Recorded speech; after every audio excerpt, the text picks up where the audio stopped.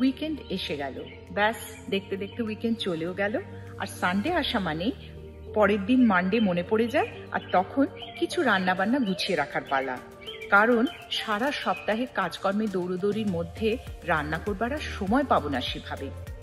তো এই সানডেতে আমার রান্নাবান্না আর সপ্তাহের জন্য কিছু প্রিপারেশন করে রাখা ছিল এই রকম। প্রথমে টমেটো, পেঁয়াজ আর রেড পেপার আর গ্রিন চিলি বা কাঁচা লঙ্কা ছোট ছোট করে কেটে একদিকে রাখলাম, আর তার সাথে মিন্সড গার্লিকও মেশাবো। ওদিকে দুটো বড় কলিফ্লাওয়ার একদিকে রেখে ছোট ছোট পিসে সেগুলোকে কেটে নিলাম। তারপর অলিভ অয়েল দিয়ে তেলের মধ্যে অল্প আঁচে পেঁয়াজ, রসুন, টমেটো আর রেড পেপার মিশিয়ে নাড়াচাড়া করে নিলাম, আর তার সাথে ছিল একটু নিউট্রিলা। ওদিকে যে কলিফ্লাওয়ার বা ফুলকপি কেটে রেখেছিলাম ছোট পিসে, সেগুলোকে ওভেনের মধ্যে ঢুকিয়ে দিলাম। ওটা ব্রয়েল হতে থাকলো প্রায় 10 মিনিট মতো। এদিকে গ্যাসে হচ্ছে নিউট্রিলার সাথে পেঁয়াজের দিয়ে যে মশলাটা তৈরি হয়েছে সেটা, আর অন্যদিকে ওভেনে ওই ফুলকপির ব্রয়েল হচ্ছে। এবার ফুলকপিটা 10 মিনিট মতো ব্রয়েল হয়ে যাবার পরে ওই তেলের মধ্যে বসানো যে নিউট্রিলা আর পেঁয়াজ রসুন দিয়ে মশলা তৈরি করে একসাথে হচ্ছিল তার মধ্যে ঢেলে দিলাম। এবার পরিবার মতো নুন, একটুখানি সামান্য স্প্লেন্ডা চিনির বদলে ইউজ করলাম, একটু হলুদ জলের মধ্যে মিশিয়ে ওর মধ্যে ঢেলে দিলাম।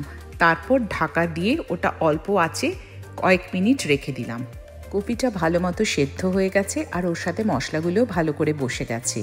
এবার আস্তে আস্তে গ্যাসটা বন্ধ করে দেব। তার আগে একটু ঘি আর একটু সিনামন পাউডার ছড়িয়ে দিলাম ওর মধ্যে।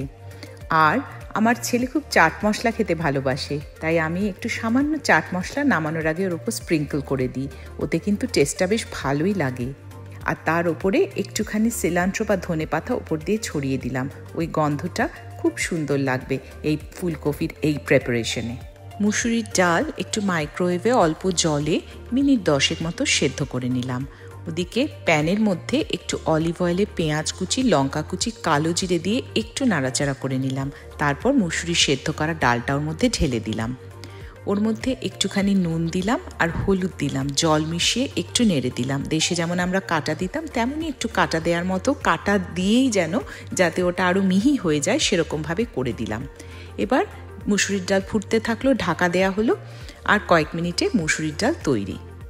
আর আগের দিন পেঁয়াজ, রসুন, আদা এসব মিশিয়ে অল্প আঁচে ভাপা ভাপা করে চিংড়ি মাছটা বানিয়ে রেখেছিলাম।